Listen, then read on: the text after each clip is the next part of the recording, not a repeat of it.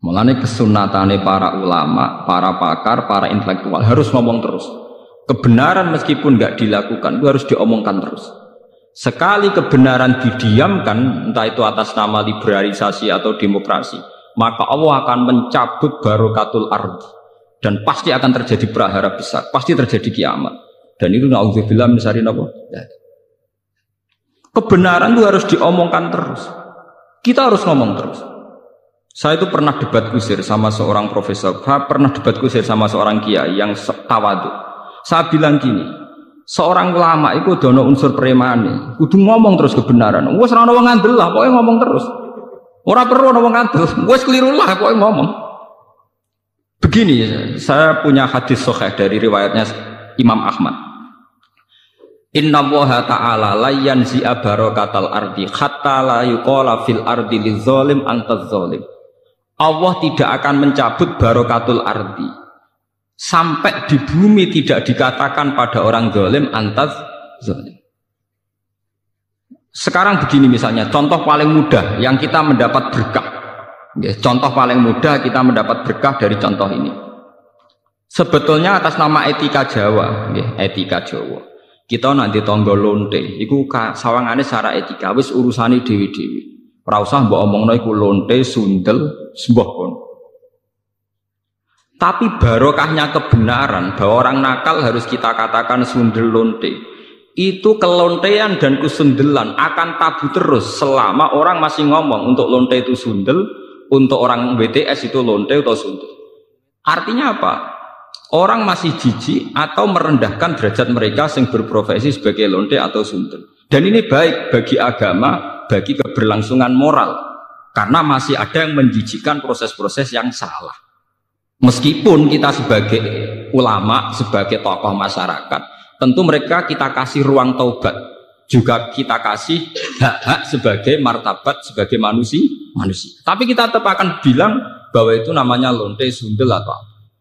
Ini rumah tenan. Sehingga apa?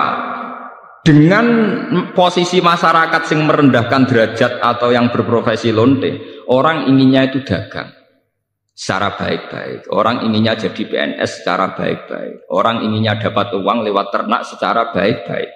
Karena mereka tidak mau resiko ngambil profesi cari uang yang resiko dihujat masyarakat.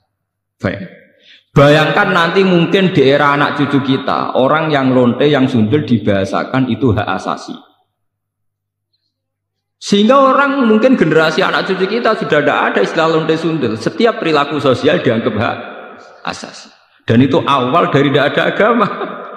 Awal dari tidak ada agama. Karena kemudian sing ternak ya hak asasi, sing lonte dianggap hak. Itu bahaya sekali bagi keberlangsungan agama dan moral. Dan negara juga nanti repot. Artinya apa? Sebetulnya sifat-sifat anarkis masyarakat, anarkis dengan tanda kutip, anarkis terutama dalam perkataan, maling darani maling, lonte darani lonte, itu menolong agama. Karena dengan stigma, dengan pelakupan masyarakat sing jelek, perilaku ini terdianggap jijik. Dengan dianggap jijik, agama bisa jalan. Artinya bisa jalan ngeten nggih.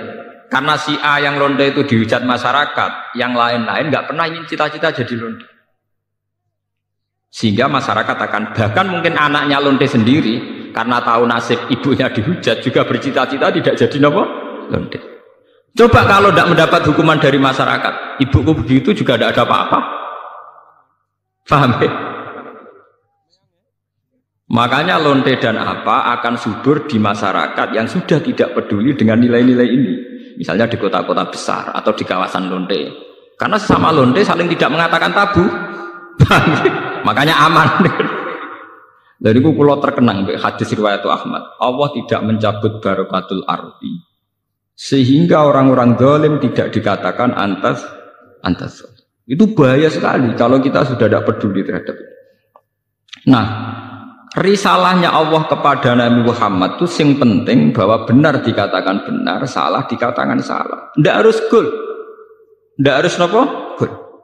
Misalnya begini, saya sebagai ulama akan ngomong terus kalau riba itu haram, bunga bank itu haram.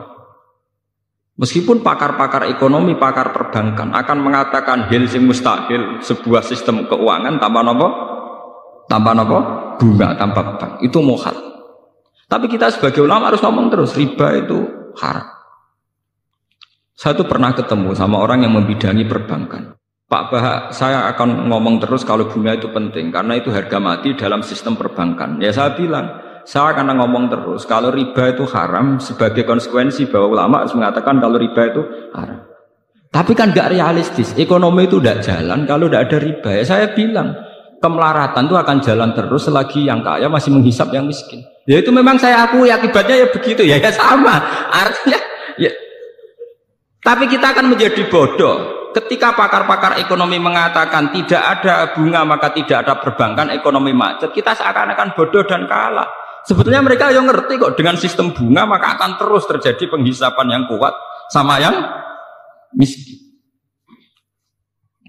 Saman baca tek-tek pidato direktur-direktur IMF itu sering mengakui harus ada perubahan sistem keuangan dunia. Tetap ada yang salah.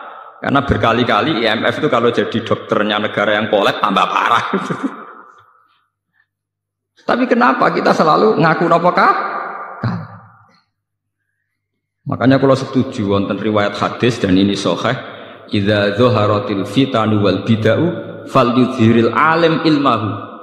Ketika ada fitnah, ada bid'ah, orang alim sementing ngetokno ngalime, ora malah tawaduk muni kula mboten derek-derek mboten. Falyudhiril alim ilmahu. Orang alim harus menunjukkan kealimannya. Sing alim kudu ngaku ngalim. Paham? Aja sing alim ngaku bodoh. Bahaya. Tawaduk sing bahaya nggih. Falyudhiril alim ilmu. Sing alim kudu ngaku ngalim. Kalau tidak wa illa fa alaihi la'natullahi wal malaikati wan nasi asma. Itu akan dekat laknat. Karena kalau kebenaran tidak diomongkan, maka nilai masyarakat pasti kacau. Pasti napa? Kacau. Misalnya begini ya, niki contoh dan peringatan sekaligus. Contoh dan peringatan. Wong-wong sing derek toreko, sing derek ngaji kula teng mriki, kudu tunjukno bahwa kita lebih bahagia.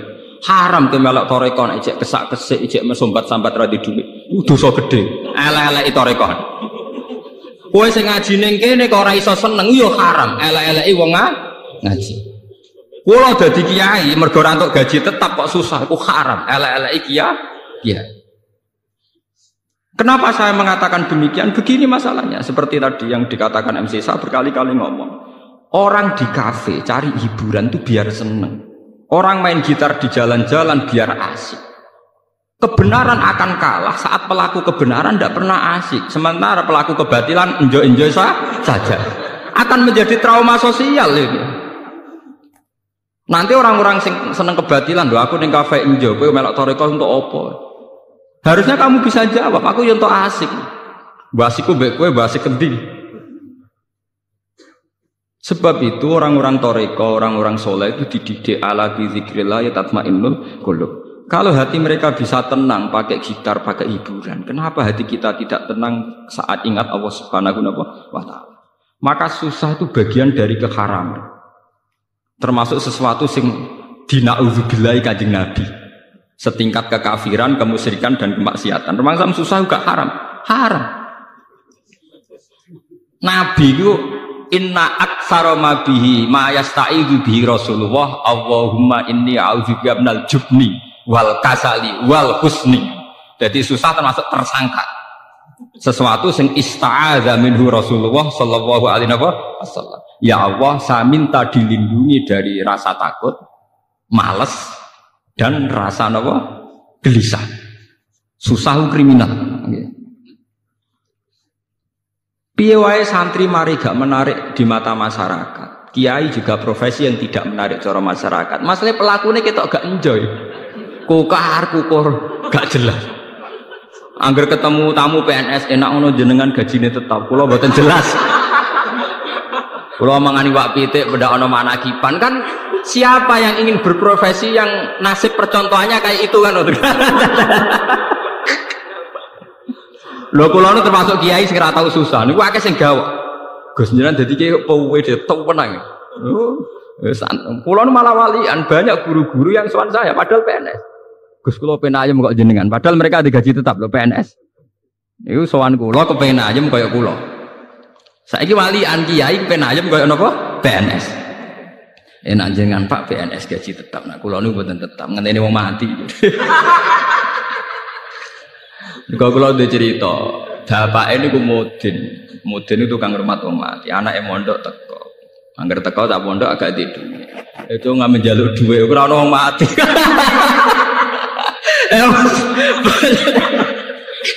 Bagaimana profesi kayak ini bisa menarik? Wong di rezeki ngenteni wong mangani wak pitik ngenteni wong managi. Bagaimana profesi kayak ini bisa menarik? Wis ngono secara fisik ya klunak-klunuk kukar-kukur. Nah ana pegawai negeri jenengan ngoten enak apa untuk gaji tetap. Kula dadi kiai gajine gak tetap. Saya itu tidak pernah. Itu menurut saya itu haram besar, dosa. Ya. Kulon sering didolani guru SD, guru SMP, PNS. Resep urip ayam apa Pak? Jadi ayam saya gampang jadi kiai ayam. Tapi kiai penghasilannya kan gak tetap. Jadi sapa? Sing gak tetap apa penghasilan, rezeki pengiran tetap. Oh malah goblok kamu. Rezekimu ngenteni tiap bulan. Rezekiku gak tetep kok saking seringe gak tiap bulan. Aku kadang untuk rezeki tiap dino. Winder. Berarti sampe nak sering di duit. Malah goblok meneh daran rezeki mesti duit malah goblok meneh. Rezeki ora mesti duit, sehat yo rezeki, seneng yo rezeki. Oke malah dadi bodoh meneh daran rezeki mesti napa? Duit. Iku penyempitan ilmiah. Anak wong intelek ciri utamane ora goblok kamu. Termasuk goblok daran rezeki mesti napa? Duit. Berarti enak gak jadi kiai, enak banget. Jadi jelas. Eling lho nggih, termasuk susah iku ista'adza minhu Rasulullah. Inni a'udzubika minal jubni wal kasal wal hazan. Susah. Termasuk masalah utama umat Islam sekarang, kenapa tidak bisa kompetisi? Karena mental susahnya itu menghantui. Bagaimana orang bisa kompetisi amen-amen susah kukar-kukur? Tidak bisa. Orang bisa kompetisi itu kalau fresh, kalau dalam keadaan sigap, berlapang dada. Nabi ku iso hebat, itu termasuk rumusnya sito. Alam nasroh lakanapa sadrak, karena berhati lapang. Sementara problemnya wong soleh teng Indonesia, angger wong soleh ku identik mbek klunak-klunuk, kukar-kukur, sumpek. Dan itu dirasa tidak dosa. Mergo nyongkone dosa mau zina, mateni wong dan sebenarnya itu bagian dari dosa. Salah. Saya punya banyak ayat tentang ini, misalnya ngeten. Qul bi fadlillahi wa bi rahmatihi fa bidzalika falyafrahu. Huwa khairum mimma yajma. Wong Islam kudu yakin, nek wis dikai fadhole Allah, rahmati Allah kudu seneng. Wong nek wis iso seneng luwih hebat timbang liyane. Tapi kita seneng masalah, mergo dibunuh oleh tomak kita. Saya seneng dadi kiai, nak santrine akeh, undangane akeh. Seneng kok repot. Ngenteni santri akeh ya nak ora. Ngenteni undangan akeh ya nak ora. Nak cara hikam mulai ngajari gampang. In aratta antasta'izza bi izin la yafna ya fala tasta'izza bi izin sing yafna. Kalau kamu ingin punya harkat yang tinggi dengan derajat yang tidak pernah lapuk, tidak pernah hilang, maka kamu jangan merasa terhormat oleh sesuatu yang mudah hilang. Misalnya kados kula wonten kiai, nganti saiki nggih pengaruh. Tapi kula mboten bodoh, kula ora ngarah seneng perkara sing ngaji akeh, seneng mbek sampean-sampean ora jelas-jelas mboten ngarah. Karena ini sesuatu yang bisa hilang. Bisa napa? Saya ngaji di sini seneng karena saya melaksanakan perintah Allah. Perintahnya Allah pada ulama disuruh ngajar. Saya ngajar berarti sedang dalam posisi perintah Allah. Dan saya pasti senang karena dalam bingkai perintah Allah Subhanahu wa taala. Titik. Dan itu senang yang abadi. Sehingga yang ngaji 10 ya saya enjoy, yang ngaji 5 ya enjoy, 2 ya enjoy. Karena sama-sama dalam bingkai perintahnya Allah Subhanahu wa ta'ala. Sehingga kesenangan saya akan abadi. Jika kamu ingin luhur dengan sesuatu yang tidak hilang, maka jangan luhur dengan sesuatu yang bisa hilang. Misalnya bergantung senangnya manusia, bergantung rezeki, bergantung uang. Itu sesuatu yang mudah apa? Hilang. Lo nanti tangleti. Misalnya jenengan terus jatuh, orang sing seneng jenengan, orang sing hormat be jenengan. Jatuh kuning, dia atau jatuh paling banter wong ra seneng. Gampang toh. Nak ijek de murid yo ngak ngibadahe mulang, nak gak di murid ibadahe sabar gampang. Allah ora kurangan stok cara ibadah. Kena di dhuwit ngamalem yo infak, nak gak di dhuwit ngamalem sabar gampang. Artinya saat kita mulang yo fi amrillah dalam perintah Allah, saat kita karena ada alim juga tidak punya pengaruh, sabar yo dalam perintah Allah. Ojo sampai kowe kriminal terus. Pas mulang santrine akeh niat riya, pas ra di santri drengki, lha iku sempurna elek. Mu pas mulang ora bener niat riya, pas dhewean jebule drengki, elek-elek wong. Nah, kalau orang sudah punya mental demikian, itu benar-benar ma anzalna alaikal qur'ana napa litasqa. Bahwa resep Al-Qur'an Al-Karim itu tidak resep sing membahayakan, tidak resep yang membawa cilaka. Saya itu pernah di seminar ditanya, Pak Bah, bagaimana Anda bilang kalau konsep Quran tidak membawa celaka, sementara di antara konsep Quran itu jihad. Jihad itu perang, perang itu membawa kematian. Kalau dalam bahasa militer, orang itu kalau tidak perang itu sama dengan membunuh satu keluarga. Tapi kalau perang yang mati itu hanya satu. Begini misalnya, ketika Nabi di Madinah punya kekuatan, taruh saja yang pernah nyata itu 300 orang. Wong kafir 700 wong misalnya dalam perang Uhud napa Khandaq misalnya. Umpama Nabi ditantang Abu Jahal CS kok gak wani. Itu artinya apa? Nabi mateni wong sak Madinah. Karena kampungnya pasti di bumi hanguskan, yang dibunuh itu perempuan, laki-laki dan anak-anak. Tapi Nabi ketika maju perang paling sing mati mau 70 selawe, kowe ora mesti. Mboten apa? Mesti. Jadi konsep perang adalah konsep penyelamatan. Justru dengan perang itu yang selamat lebih banyak. Kowe wong pinter oleh mikir dangkal. Saat pengusiran Belanda, pengusiran Jepang dari bumi pertiwi Indonesia, sing mati hanya para pahlawan. Umpama pas iku pahlawan kita tidak perang, mungkin sampai sekarang kita jadi anak turune Belanda, jadi budak sampai saiki. Barokah perang, sing mati hanya para pahlawan. Mungkin di bumi hanguskan. Jadi semua konsep Quran itu tidak ada yang bawa cilaka, itu tidak ada. Sebab itu di Quran yang tafsir yang masih orisinil itu wala tulqu bi aidikum ilat tahluka bitarkil jihad. Tafsir-tafsir yang masih orisinil, jangan jatuhkan kamu, jangan menjatuhkan diri kamu pada kerusakan bitarkil jihad. Orang itu kalau tidak mau perang, tidak mau kompetisi, tidak mau seperti bumi Indonesia para mati apalah. Pas umpam iku lawan kita pahlawan muda ada sampai sekarang mungkin sampai jadi anak kita belan nak turune kelonyo jadi sampai budak perang sing marang parah dia hanya pahlawan di bumi mungkin kan dihangus. Jadi semua di Quran konsep yang bawa sudah ada itu bacila. Sebab itu Quran itu di tafsir yang si orisinil yang masih sinil itu watul bala edi bi elatikum tahlu bitar jihad. Tafsir teori jangan jatuh kamu kan jangan di kamu kan dirusak pada bitaran jikil itu kalau orang perang tidak mau kembang tidak mau di bumi pertiwi Indonesia sing mati hanya para pahlawan. Umpama pas iku pahlawan kita tidak perang mungkin sampai sekarang kita jadi anak turune Belanda jadi budak sampai saiki. Barokah perang sing mati hanya para pahlawan. Mungkin di bumi hanguskan. Jadi semua konsep Quran itu tidak ada yang bawa cilaka, itu tidak ada.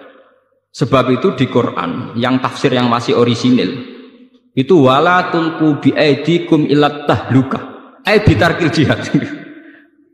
Tafsir-tafsir yang masih orisinil, jangan jatuhkan kamu, jangan menjatuhkan diri kamu pada kerusakan bitarkil jihad. Orang itu kalau tidak mau perang, tidak mau kompetisi, tidak mau seperti bumi Indonesia para mati pahlawan. Pas umpam iku lawan kita pahlawan muda ada sampai sekarang mungkin sampai jadi anak kita belan nak turune kelonyo jadi sampai budak perang sing marang parah dia hanya pahlawan di bumi mungkin kan dihangus. Jadi semua di Quran konsep yang bawa sudah ada itu bacila. Sebab itu Quran itu di tafsir yang si orisir yang masih sinil itu waktu bala edi bi elatikum ahlu bitar jihad. Tafsir yang masih tafsir teori jangan jatuh kamu kan jangan di kamu itu kan dirusak pada bitarkan jihad. Itu kalau orang perang tidak mau kompang, tidak mau di bumi pertiwi Indonesia sing mati hanya para pahlawan. Umpama pas iku pahlawan kita tidak perang, mungkin sampai sekarang kita jadi anak turunnya belan, kelonyulan, jadi budak sampai saiki. Barokah perang sing mati hanya para pahlawan. Mungkin di bumi hanguskan. Jadi semua konsep Quran itu tidak ada yang bawa cilaka, tidak.